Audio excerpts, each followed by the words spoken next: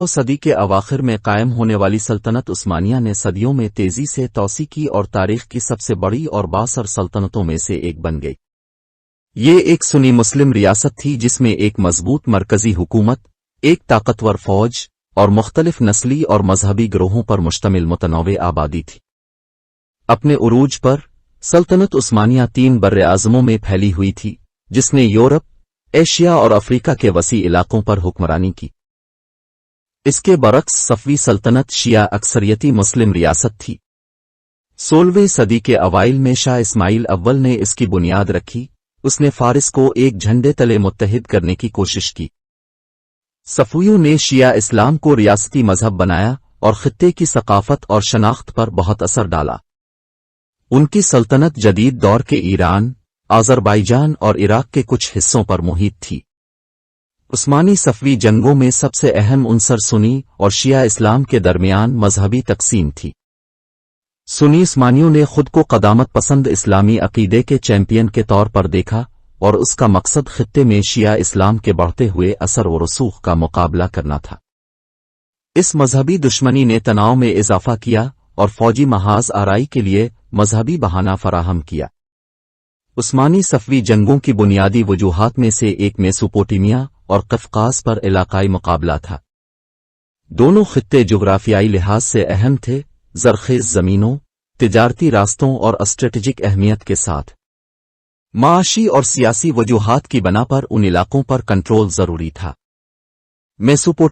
Mesopotamia کو اکثر تہذیب کا گہوارہ کہا جاتا ہے۔ میسوپوٹیمیا دریائے دجلہ اور دریائے فرات کے درمیان واقع تاریخی طور پر امیر علاقہ ہے۔ اس کی زرعی پیداوار نے اسے دونوں سلطنتوں کے لیے ایک مطلوبہ ملکیت بنا دیا۔ مزید برآں، خلیج فارس اور بحیرہ احمر کی قربت نے اسے ایک قابل قدر تجارتی مرکز بنا دیا۔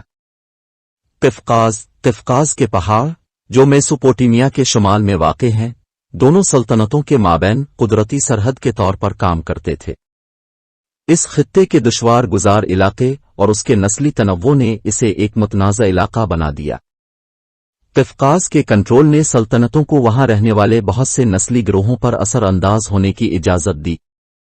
16ویں صدی کے اوائل میں صفوی سلطنت کے اندر خاندانی تنازع نے عثمانیوں کے ساتھ ابتدائی تنازعات کو ہوا دی۔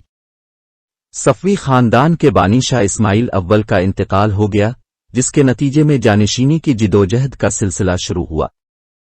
داخلی خلفشار کے اس دور نے صفویوں کو کمزور کیا اور عثمانیوں کو مشرق میں اپنے علاقائی عزائم کو آگے بڑھانے کے لیے حوصلہ افزائی کی۔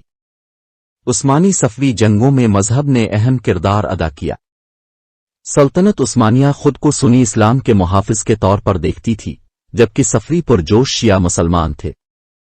یہ مذہبی تقسیم صرف الہیات کا معاملہ نہیں تھا، بلکہ دونوں سلطنتوں کی سیاست اور شناخت سے بھی جڑا ہوا تھا۔ اس نے دشمنی کو ہوا دی اور تنازع کا جواز فراہم کیا۔ عثمانی صفوی جنگوں کا افتتاح 1514 میں چلدیران کی جنگ میں ہوا۔ شاہ اسماعیل اول کی قیادت میں صفویوں نے سلطان سلیم اول کی قیادت میں عثمانیوں کا مقابلہ کیا۔ ایک بڑی صفوی فوج کے باوجود عثمانیوں نے فیصلہ کن فتح حاصل کی۔ جنگ کے نتائج کو مختلف عوامل سے منسوب کیا گیا تھا، بشمول عثمانی فوجی تنظیم، جدید ہتھیار اور بہتر حکمت عملی۔ عثمانیوں کو مقامی سنی قبائل کی حمایت بھی حاصل تھی، جس نے تنازع کی مذہبی جہت کو مزید اجاگر کیا۔ چلدیران کی لڑائی عثمانی صفوی جنگوں میں ایک اہم موڑ کی حیثیت رکھتی ہے۔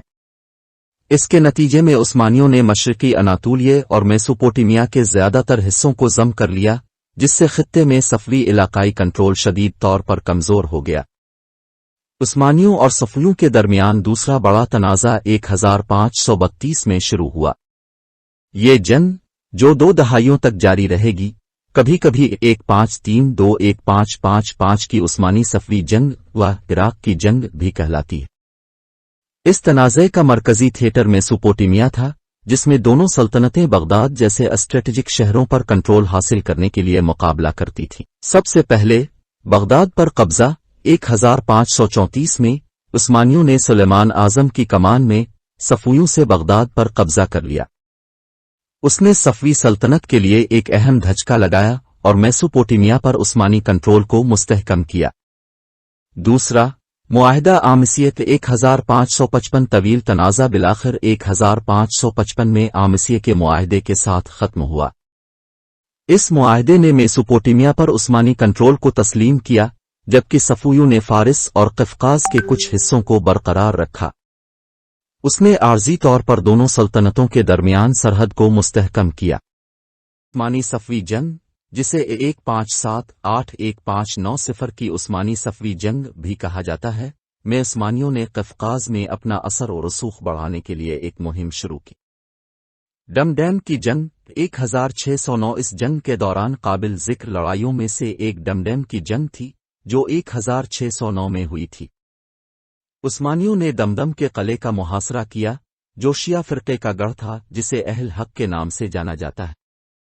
ये तवील मुहासरा, जो अपनी बर्बरियत के लिए जाना जाता है, उस्मानी फतह पर ख़त्म हुआ और खित्ते में अपनी मौजूदगी को मज़ीद मुस्तहकम किया। चौथी उस्मान सफू जंग, जिसे कभी कभी 1603-1618 की उस्मानी सफवी जंग भी कहा जाता है, एक और तौसी तनाज़ा था जिसमें बदलते हुए इत्तिहाद और इलाकाई तनाज़ात शामिल थे। सबसे पहले मुआहिदा नासवो पाशा 1611 ये मुआहिदा आर्जी तौर पर जंग बंदी ले आया। दोनों सल्तनतों ने सरहद के साथ जूं का तूं हैसियत को तस्लीम किया। ताहम तनाज़ा दोबारा शुरू हुआ, क्योंकि कोई भी फरीक तस्फिये से मुतमईन नहीं था। दूसरा, मुआहिदा सैरो 1618 जंग बिलाखिर 1618 में सैरो के मुआहिदे के साथ खत्म हुई, जिसने बड़ी हद तक जूं का तूं बरकरार रखा। कफकाज एक मुतनाज़ा इलाका रहा और उस्मानियों ने मेसोपोटामिया पर कब्जा जारी रखा। उस्मानी सफवी जंगों के नतीजे में मशरिक वस्ती में सरहदों की अज़सर नौ तश्कील हुई। उस्मानियों ने मेसोपोटामिया पर अपना कंट्रोल मजबूत किया और सफूयों ने फारिस और कफकाज के कुछ हिस्सों पर अपनी गिरफ्त बरकरार रखी। कफकाज खुद एक मुतनाज़ा इलाका रहा, जिसकी सरहद में उतार चढ़ाव था।